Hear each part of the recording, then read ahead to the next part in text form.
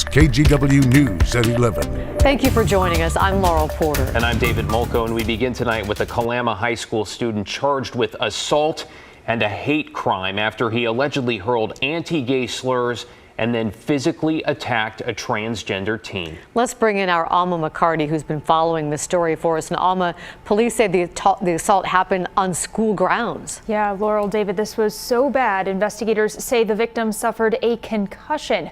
We understand they were taken to the hospital, but will be okay. They were attacked allegedly by a 16-year-old boy and in full view of other students.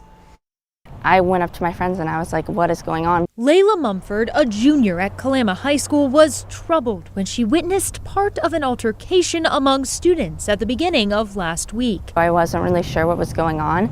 And then they described the situation and I was like, isn't that like a hate crime? Kalama police say two students were shouting anti-gay slurs as they walked behind the victim and a second student, who are both transgender. Police Chief Rafael Herrera said the victim took a swing at one of the two in response.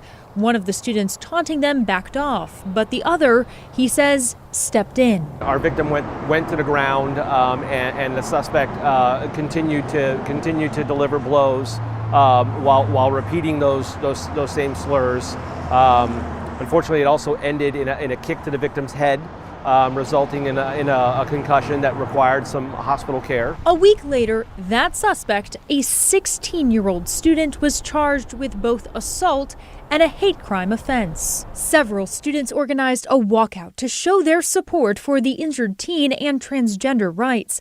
One that ended, the chief said, with a second student arrested and charged with a misdemeanor for telling a fellow student he wanted to aim an automatic machine gun in the direction of the group. An incident still under investigation. Every member of the Kalama community deserves an opportunity to live their lives free of any harassment, threats, or violence. It's devastating to see. Seth Johnstone of Basic Rights Oregon. It can be, catastrophic. 82% of our youth experience anti-LGBTQ rhetoric or bullying. And Jess Guerrero, a pediatric social worker with OHSU's transgender health program. When there are incidents like this, we definitely see upticks in anxiety. Stress that trans youth deserve protection and should feel safe, especially in their schools. Folks might wake up and feel really good in their skin and then sign on to social media and see this and think, can I go to school safely today? Who will have my back? I think it's really important for us to have zero tolerance policies for bullying. It's really important for parents to know that there's going to be a response, that there's going to be follow through from school leadership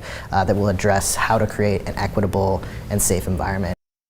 And we heard from the Kalama School District tonight, which said in a statement they have a zero tolerance policy when it comes to harassment, abuse, or violence, and that they investigate these reports immediately. The district sent a letter home to families this past weekend, reminding them how seriously they take bullying and violence. David? All this so troubling on so many levels here. Thank you, Alma.